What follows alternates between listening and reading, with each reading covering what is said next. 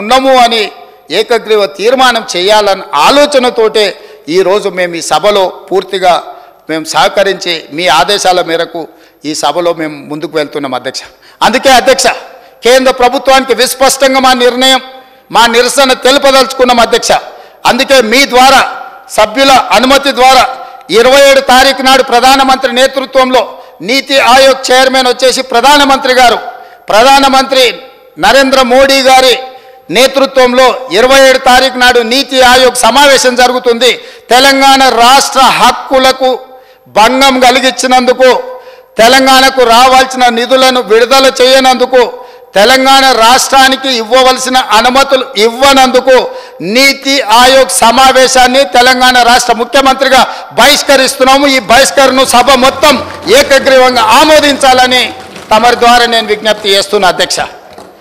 మేము ప్రజాస్వామిక స్ఫూర్తిలో నిరసన తెలుపుతాం అధ్యక్ష.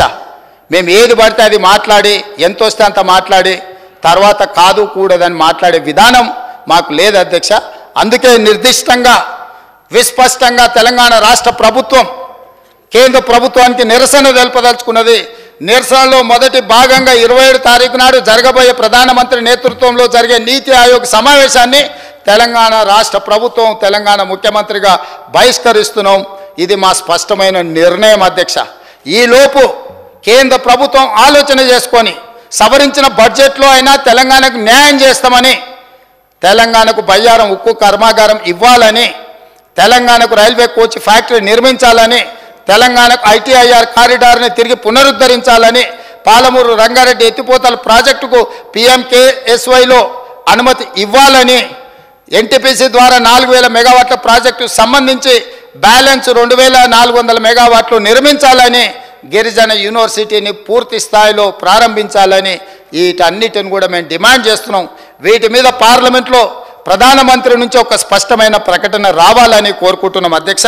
అదేవిధంగా అధ్యక్ష, తమరి అనుమతి ద్వారా ఏదైతే మీరు తీర్మానం కోసం సభ్యులందరూ సూచన చేసిండ్రో, తమరి అనుమతిస్తే తమరి అనుమతితో ఈ కింది తీర్మానాన్ని ప్రవేశపెట్టడానికి మిమ్మల్ని అనుమతి అడుగుతున్నాను అధ్యక్ష. గౌరవ ముఖ్యమంత్రి గారిని ప్రభుత్వ తీర్మానాన్ని ప్రవేశపెట్టవలసిందిగా కోరుతున్నాను. ధన్యవాదాలు అధ్యక్ష. డాక్టర్ బిఆర్ అంబేద్కర్ రచించిన రాజ్యాంగం ప్రకారం భారతదేశం అన్ని రాష్ట్రాల సమైక్య, అన్ని రాష్ట్రాల సమీకృత సమ్మిళిత అభివృద్ధి కేంద్ర ప్రభుత్వ బాధ్యత. ఈ ఫెడరల్ స్ఫూర్తిని కేంద్ర ప్రభుత్వం విస్మరించింది. కేంద్ర ప్రభుత్వం ప్రవేశపెట్టిన బడ్జెట్లో తెలంగాణకు వివక్ష జరిగింది. తెలంగాణ రాష్ట్ర ఏర్పడిన నాటి నుంచి ఇదే ధోరణి కొనసాగించింది. ఆంధ్రప్రదేశ్ పునర్వ్యవస్థీకరణ చట్టం ప్రకారం 2 రాష్ట్రాల సుస్థిర అభివృద్ధి కోసం కేంద్ర ప్రభుత్వం అవసరమైన అన్ని చర్యలు చేపట్టాలి.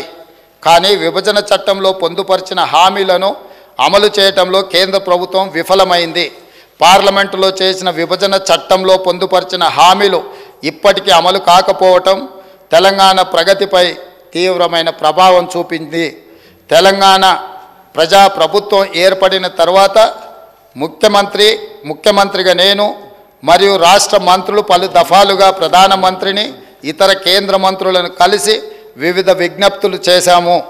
రాష్ట్రానికి సంబంధించిన వివిధ ప్రాజెక్టులకు ఆర్థిక సాయం కోరడంతో పాటు చట్ట ప్రకారం రావాల్సిన నిధులు అపరిష్కృతంగా ఉన్న అంశాలపై అనేక సార్లు అభ్యర్థనలు అందించాము. కానీ కేంద్ర ప్రభుత్వం వీటిని పట్టించుకోకుండా కేంద్ర బడ్జెట్లో తెలంగాణ పట్ల పూర్తి వివక్ష చూపించింది.